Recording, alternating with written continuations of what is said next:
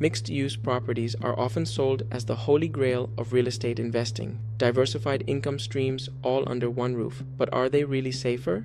While the concept is appealing, combining retail, office, and residential introduces exponential complexity that can kill your returns if you aren't careful.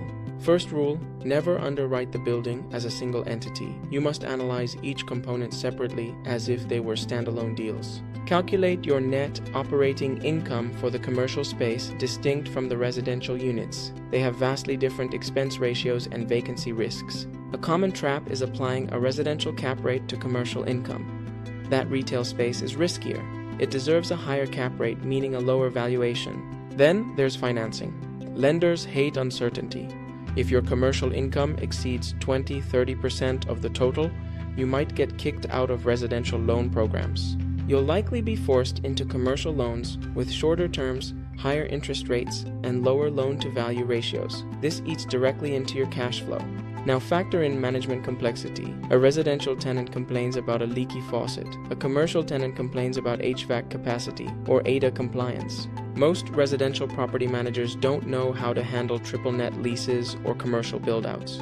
You might need 2 different management teams. This drives your costs up significantly. While a standard apartment building might cost 5 to 8% to manage, mixed-use management fees often spike to over 12%. And vacancy? If your anchor retail tenant leaves, that space could sit empty for 12 months. Can the apartments upstairs cover the mortgage alone during that time? Don't forget conflict. That trendy bar downstairs pays great rent, but the noise complaints from the tenants upstairs will drive your residential turnover through the roof. So you have to ask yourself, are you getting paid for this headache? Complexity demands a premium. If a single-use apartment building yields a 6% return, and this mixed-use nightmare yields 6.5%, that extra 0.5% isn't worth the sleepless nights. Also consider your exit.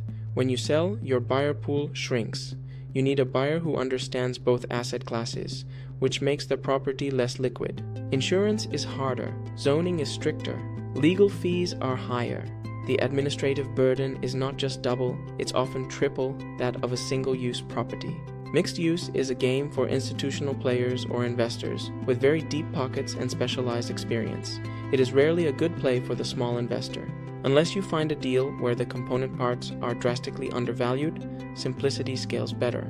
The time you spend solving retail tenant disputes is time you aren't spending finding your next deal. Opportunity cost is real. If you must buy mixed use, verify separate utilities, heavy soundproofing, and designated parking. If these aren't in place, run. For most, the synergy of mixed use is a myth. It's usually just 2 different businesses fighting for resources in the same box. My advice? Stick to single-use assets until you have a full team to handle the complexity.